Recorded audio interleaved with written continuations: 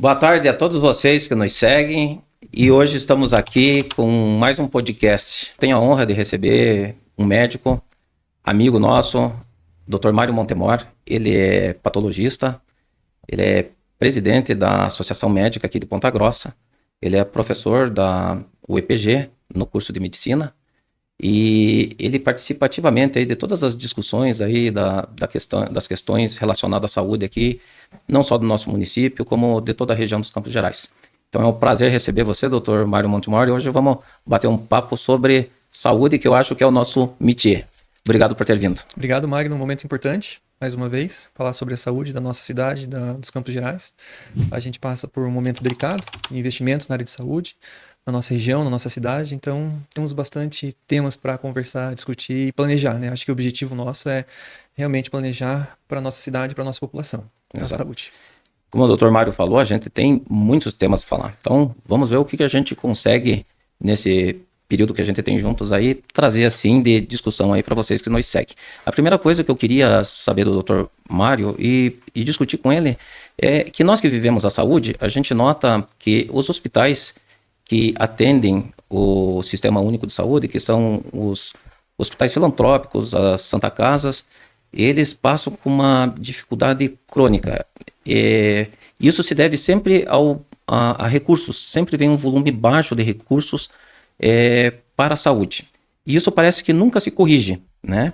E para nós que vivemos saúde, parece que isso não é uma coisa difícil de se resolver, porque recurso é você colocar no papel, você planilhar e você executar orçamentos, né? Quando a gente está numa Câmara Municipal ou quando você está numa Assembleia Legislativa, você tem a lei de diretrizes orçamentárias e é destinado a recursos.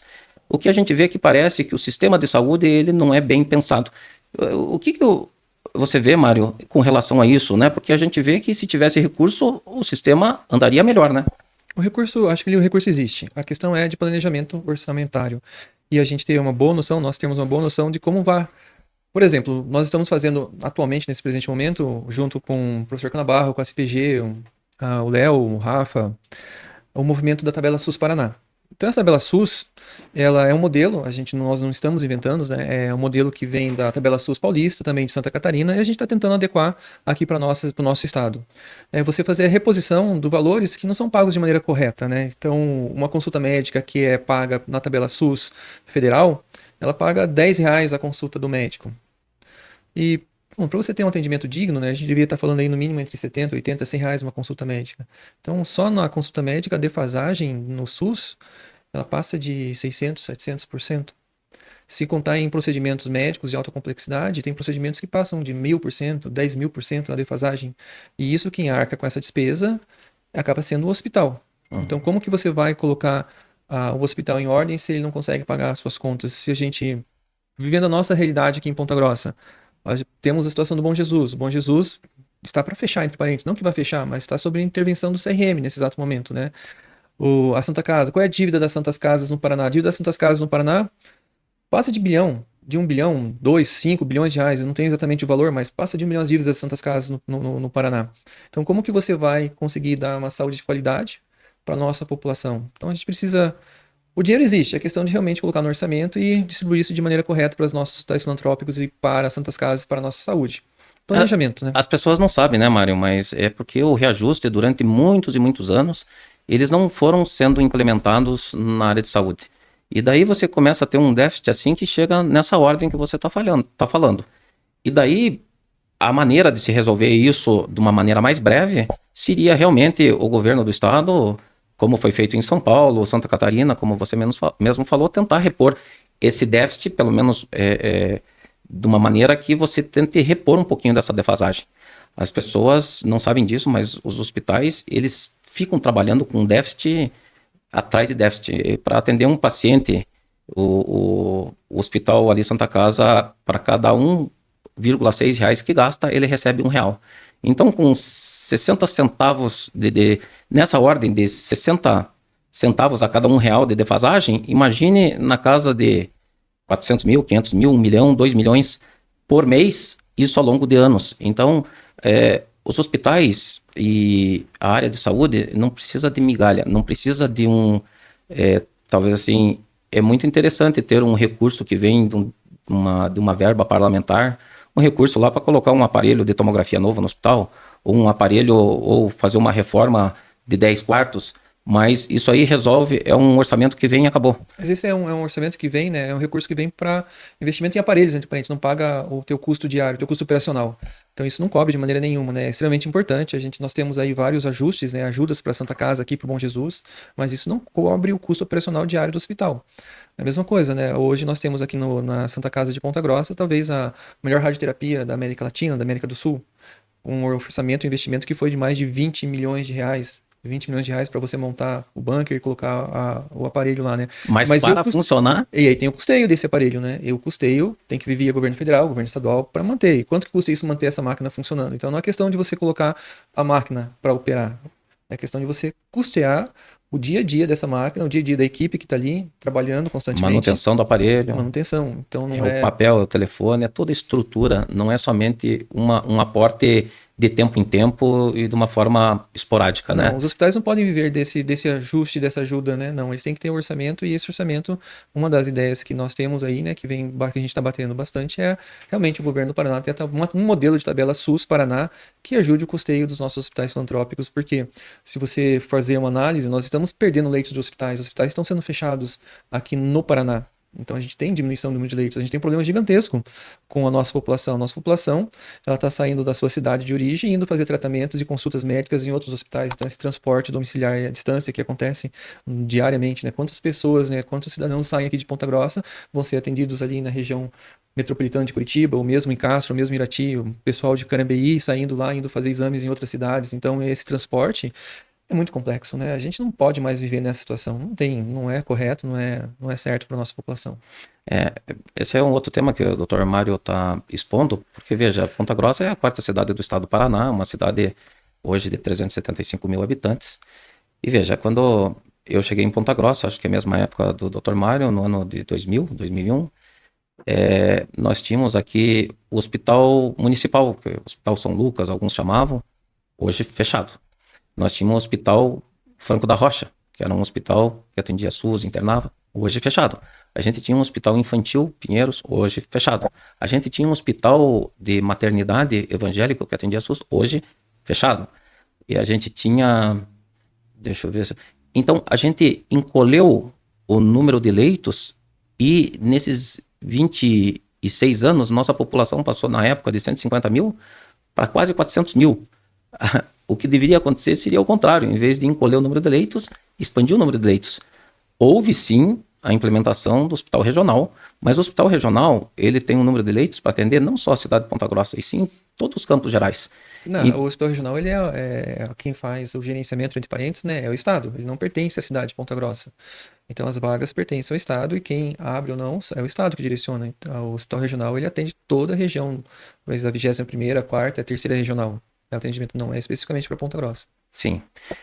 O que a gente quer falar é que nós temos uma perspectiva até de envelhecimento da nossa população e, obviamente, quanto mais jovem a população, em tese, nós temos menos problemas de saúde, a população vai tendo uma faixa etária mais elevada, a gente tem mais problemas de saúde e consequentemente, mais necessidade de leitos. E o que está tendo é o contrário disso. Né? Se a gente for ver, né, Magno, o que nós temos na saúde da população do Brasil, em algumas cidades, algumas regiões, o que mais mata hoje é câncer. Não é mais só considerado o AVC ou o infarto cardíaco, né? Então, o acidente vascular cerebral, o infarto, em algumas regiões, deixa de ser a primeira causa de morte. Em algumas regiões, em algumas cidades, o que mais mata hoje é câncer.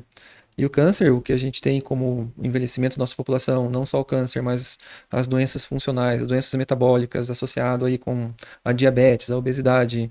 Então, esse envelhecimento da nossa população é extremamente preocupante, né? E nós precisamos começar a falar de saúde, não de doença. A nossa população tem que envelhecer com saúde, mas estamos envelhecendo com doença, e isso é extremamente preocupante. Em relação ao que você estava comentando, só aqui na nossa cidade, nós temos algumas, né, notícias boas, né? O hospital, a Unimed está aumentando a sua torre, está construindo outra torre.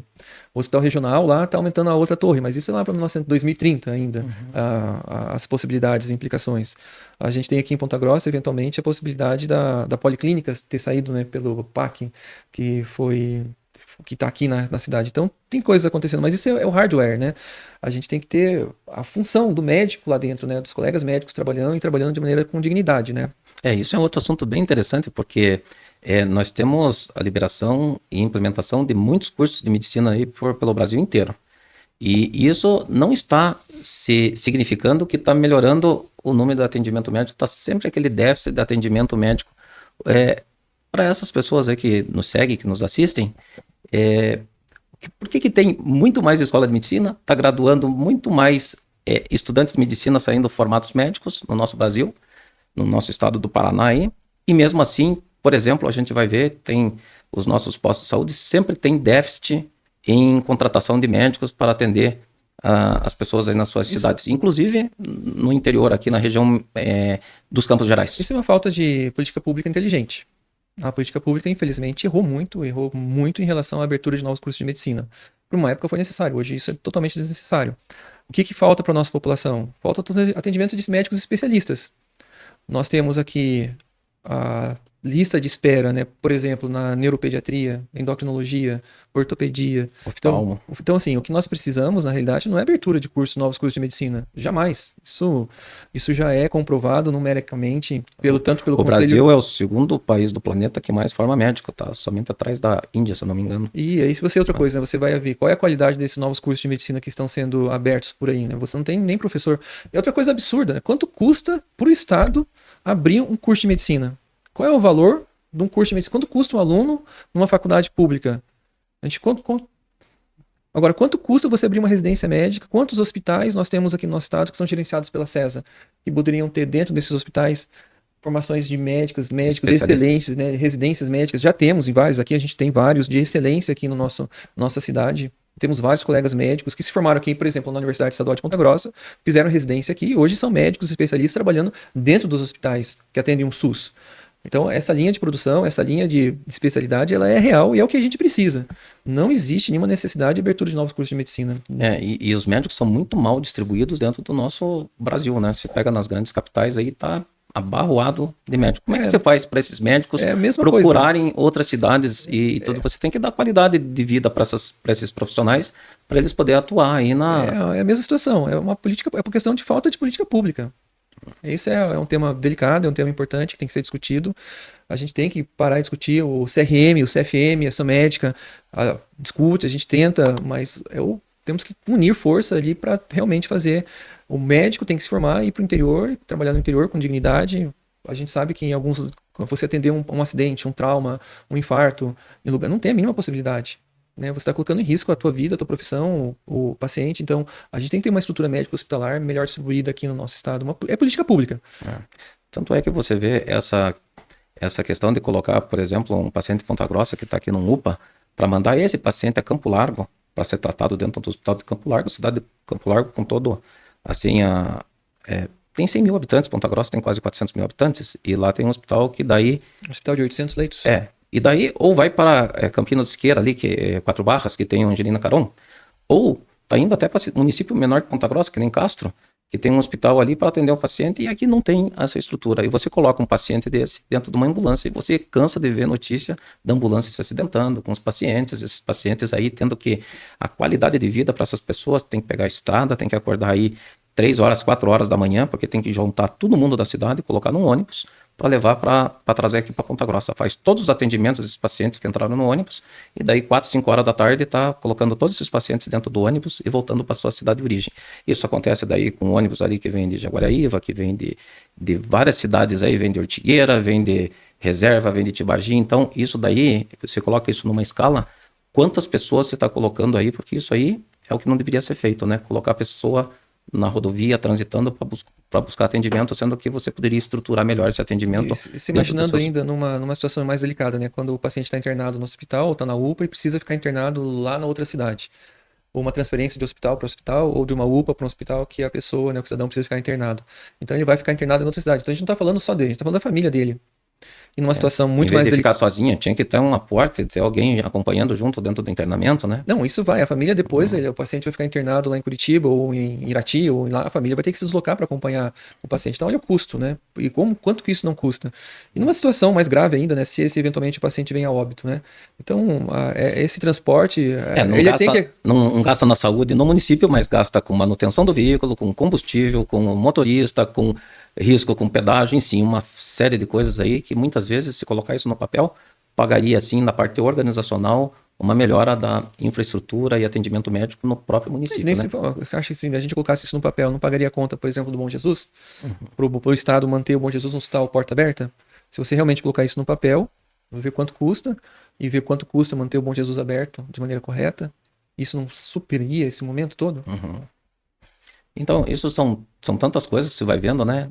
E que você vê muitas vezes quem está fazendo a gestão da saúde em diversos municípios são alguns burocratas, alguns cargos políticos e não são pessoas que têm conhecimento ou expertise da questão da área de saúde.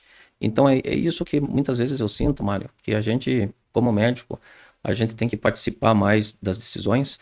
E eu quero aproveitar aqui esse momento para te parabenizar, porque o médico é sempre muito ocupado com as suas atividades, os atendimentos. A gente atende uma pessoa atrás do outro. O Dr. Mário vê uma lâmina atrás do outro. E a gente muitas vezes acaba tendo o tempo tão restrito que a gente acaba não participando. E como é importante a participação nossa nessa área de saúde. E com a participação do Dr. Mário aí dentro das discussões, não só o Dr. Mário, os outros que compõem a Associação Médica aí de Ponta Grossa, hoje a gente consegue uma opinião de peso, uma opinião balizada por quem entende da área de saúde, e isso, mesmo que seja burocratas, isso já tem um peso diferente. Eles começam a escutar e começam a ver que realmente há caminhos diferentes a ser conduzido à saúde, né, Mário? Então, hoje, tanto a Ação Médica, nós participando dentro da Ação Médica, dentro da CPG, como diretoria de saúde, a gente tem um papel importante a partir do ano que vem, que é no Conselho de Saúde da nossa cidade, onde a gente vai poder realmente interferir em momentos e ajudar a prefeitura a planejar a política pública da nossa cidade, da nossa região também, eventualmente. Então, a participação, ela é essencial. Na formação, no planejamento, na organização, nas escolhas, né, da política. Então, essa atuação de todos nós, ela é essencial. A gente precisa participar da vida pública, a gente precisa participar do planejamento, porque é o nosso dia a dia, é a nossa rotina, influencia o nosso trabalho, influencia a saúde da nossa população, é essencial. Maravilha.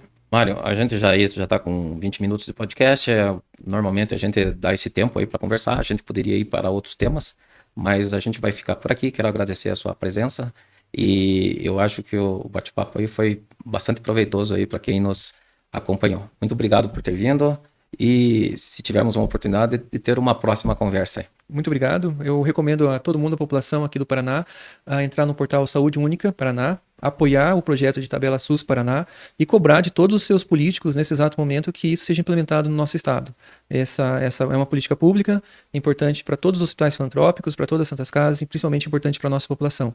Então, cobrem dos seus políticos, dos seus conhecidos, dos nossos deputados, nosso governador, futuros deputados que realmente implementem a ideia da Tabela SUS Paraná. Obrigado, Dr. Magno. Porque onde foi implementado isso daí, está funcionando melhor a saúde pública, bem melhor. São Paulo e Santa Catarina hoje você já vê um funcionamento muito melhor. Eu que agradeço a presença e por hoje ficamos por aqui. Muito obrigado e até a próxima.